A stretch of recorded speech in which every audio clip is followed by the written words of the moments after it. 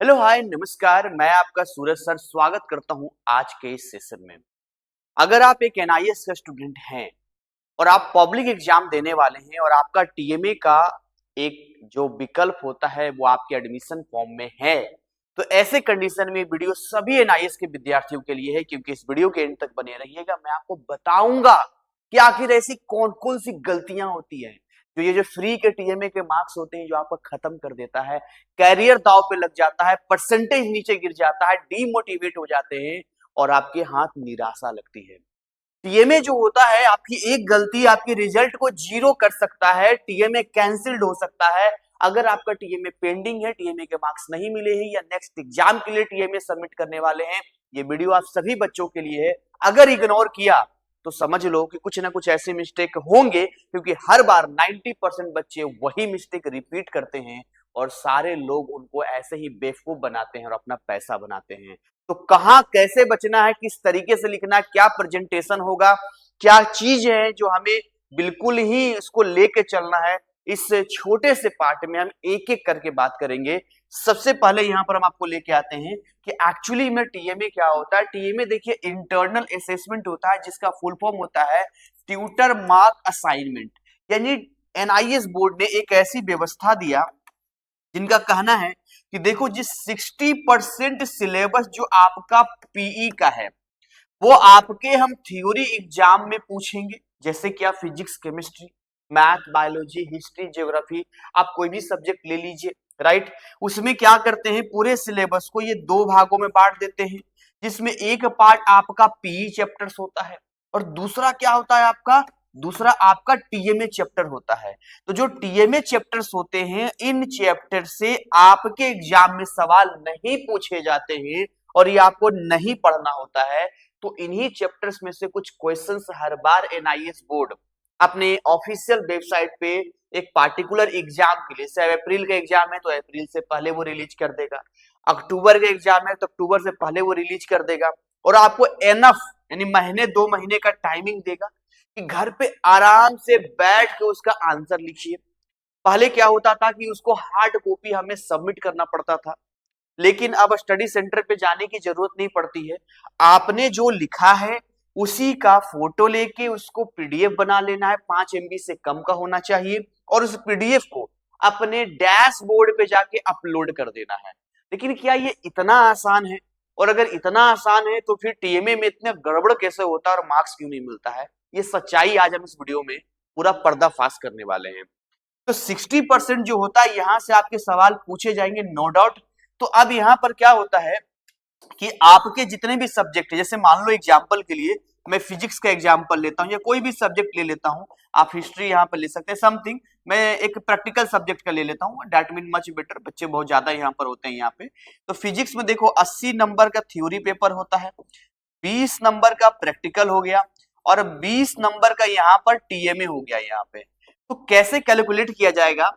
ये जो प्रैक्टिकल वाले मार्क्स होते हैं इसको कभी भी डिस्टर्ब नहीं किया जाता है। ये जो 80 और ये 20 होता है, इन दोनों को मर्ज कर दिया जाता है और इसको 80 के इक्विवेलेंट कर दिया जाता है। तो 80 के इक्विवेलेंट कैसे किया जाता है? जो भी आप 80 में स्कोर करोगे उसको आउट ऑफ 64 आपको दिया जाएगा। फॉर एग्जाम्पल 80 में आपने 40 स्कोर किया है तो यहाँ पर आपको 32 मिलेगा, और ये जो 20 होता है इसको कन्वर्ट कर देते हैं 16 में, ताकि ये 16 और 64 मिलके आपका 80 का कॉन्सेप्ट जो होता है वो रूल कंप्लीट हो जाए। बट ये आपको चक्रों में नहीं पड़ना है, आपको सिंपल तरीके से हमें ये चाहिए कि हमारे जो टीएमए के फुल मार्क्स हैं वो हमें फुल मार्क्स चाहिए। जैसे होता क्या, 20 में 20 चाहिए, 18 में 18 चाहिए, 19 में 19 चाहिए।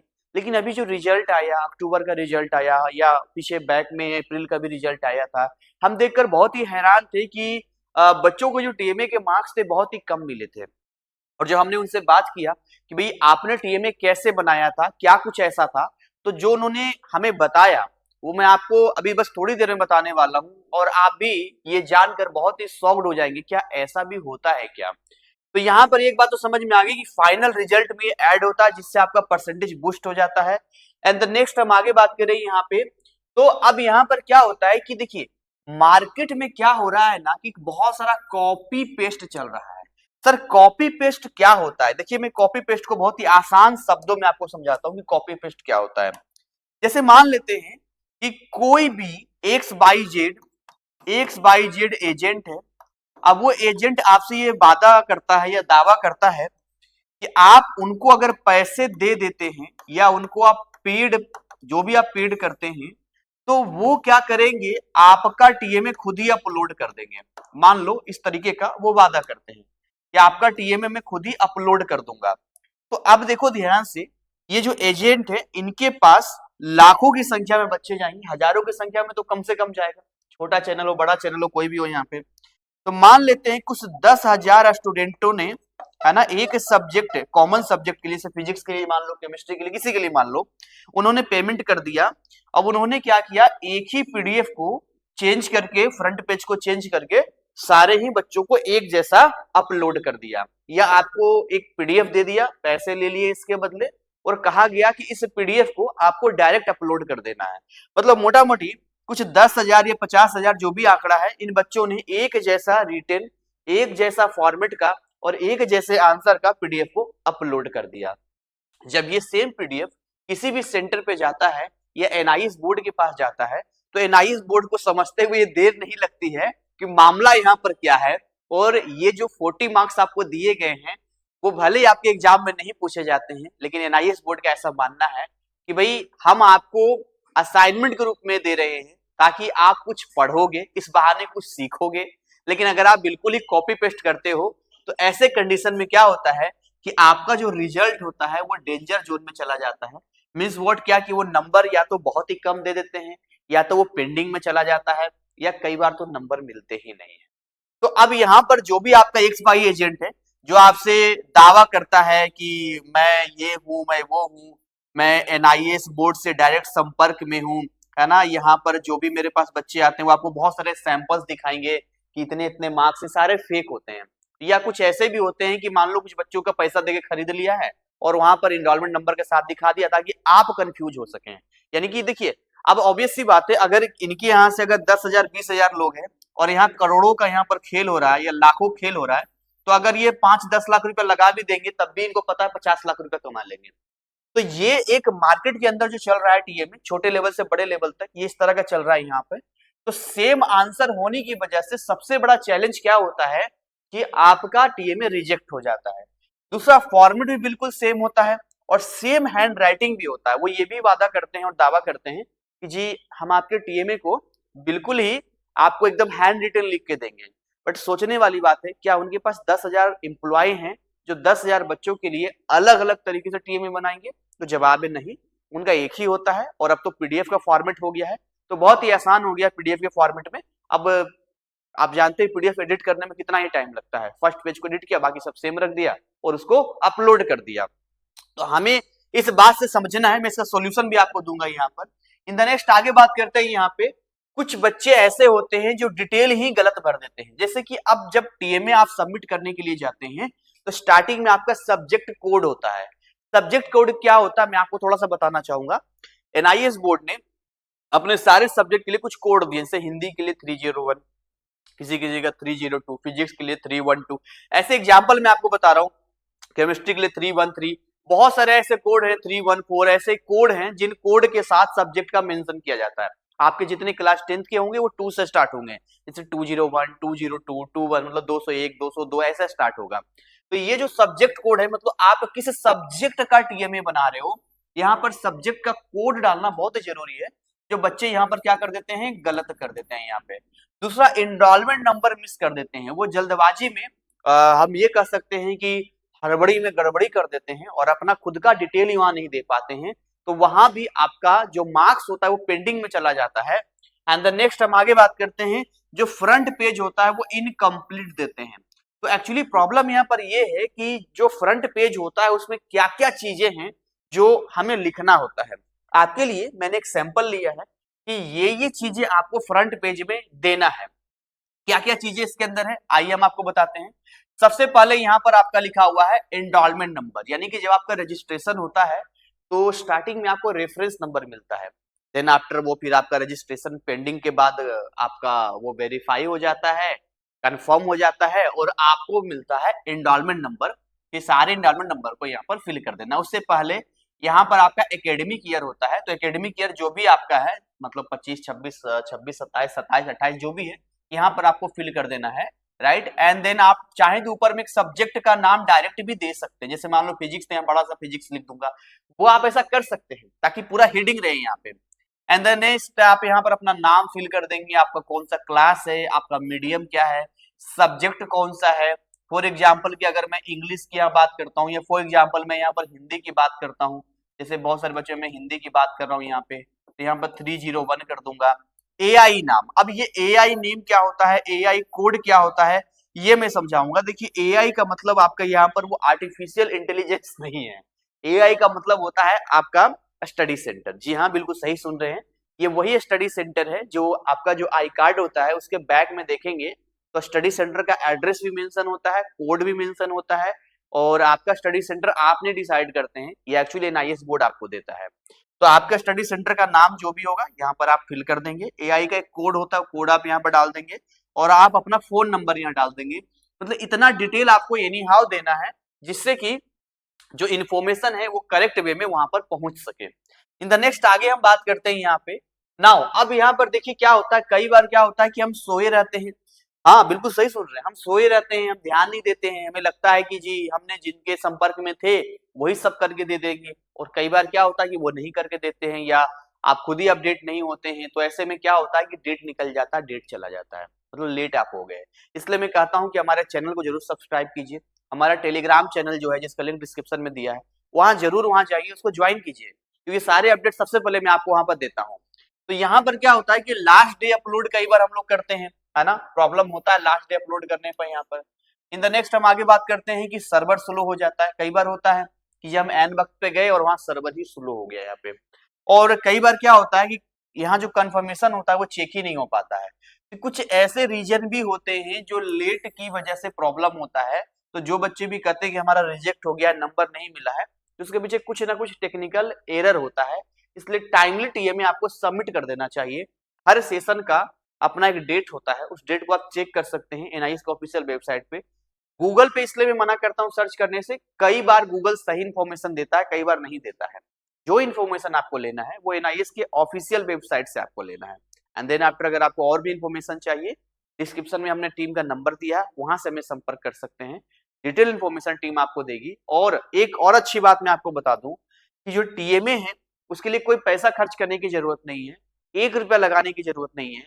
आपको हमारा जो वेबसाइट है जीसीसी एनआईएस क्लासेस, यहाँ हर सेशन में हम आपके लिए वो सारे टीएमए फ्री में दे देते हैं, और उस टीएमए को लिख के आप अपने तरीके से आंसर रेडी करते हैं, रिटन पूरा स्टेटमेंट होता है, और आप फुल में फुल मार्क्स लाते हैं। अब यहाँ पर आगे हम बात करते हैं कि पुअर प्रेजेंटेशन कई बार होता है, यानी कि बहुत ही मैसी हैंडराइटिंग होती है, क्वेश्चंस अनक्लियर होता है, यहाँ पे डायग्राम मिसिंग होता है, तो यहाँ भी आपके नंबर कटने के चांस होते हैं या रिजेक्ट होने के चांस होते हैं। तो आपको बड़े सोच समझ के टीएमए बनाना है यहाँ पे। अब मैंने फेक टीएमए वेबसाइट बताए थे, वो व्हाट्सएप एजेंट हो सकते हैं, गूगल एड्स हो सकते हैं, सेम टीएमए टू ऑल कहने वाले बहुत सारे तमाम छोटे बड़े ऐसे प्लेटफॉर्म्स ऑनलाइन ऑफलाइन हो सकते हैं जो आपसे इस तरह से वादा करते हैं और आप उनके ट्रैप में फंस जाते हैं।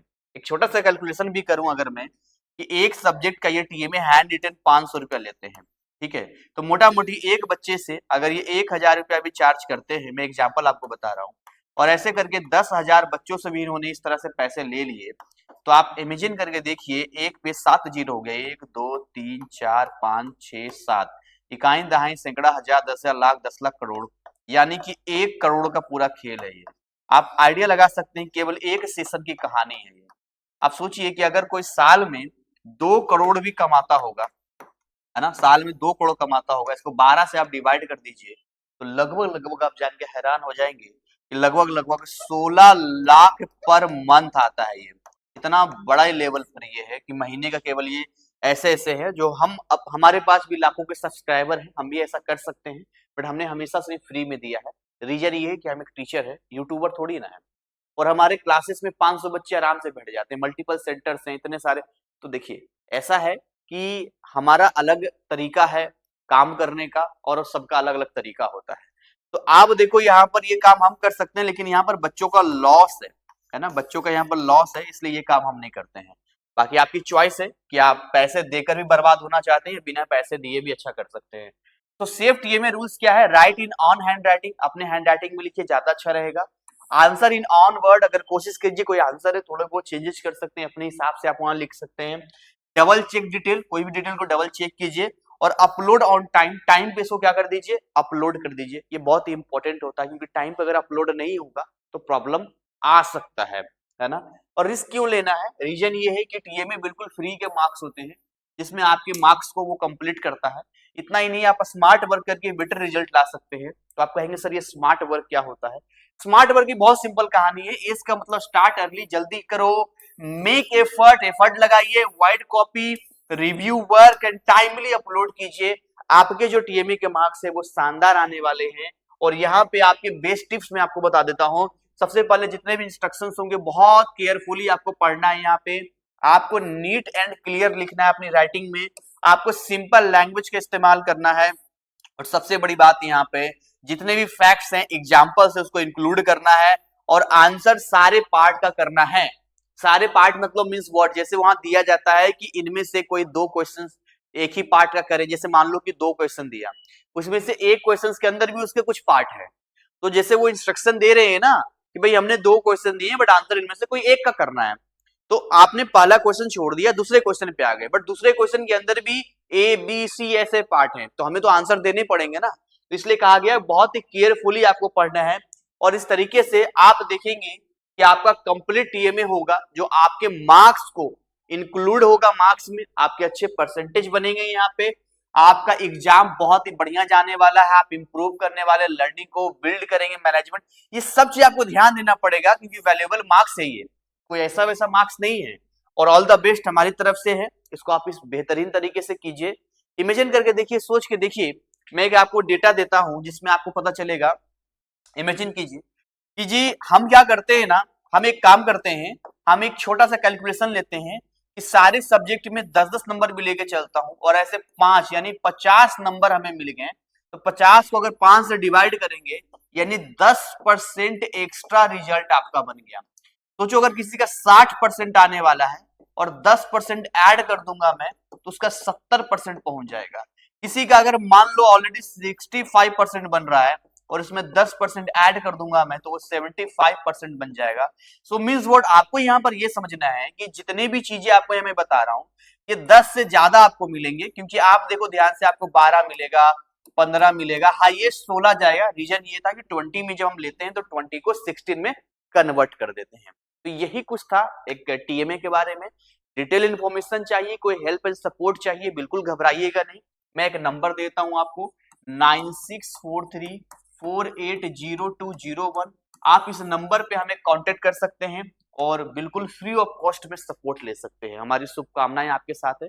मुझे पता है वीडियो का लेंथ थोड़ा सा ज्यादा चला गया है और आपके लिए ये बहुत इंपॉर्टेंट था ना, इसलिए हमने इतना डिटेल वीडियो बनाया है। मुझे नहीं पता कि कितने बच्चे वीडियो के एंड तक बने रहते हैं, बट अगर वीडियो के एंड तक आप बने हैं एक बार हमें कमेंट जरूर कीजिएगा ताकि हमें पता चलेगा कि वाकई में इतने लेंथी वीडियोज भी आप पसंद करते हैं, यानी ये ऐसे वीडियोज भी आपके लिए यूजफुल है, ताकि इन फ्यूचर हम इस पे सोच पाएं कि हमें किस टाइप की कंटेंट और वीडियोज आपके लिए देना है। Thank you so much again, मिलते हैं नेक्स्ट पार्ट में, तब तक जय हिंद, जय भारत।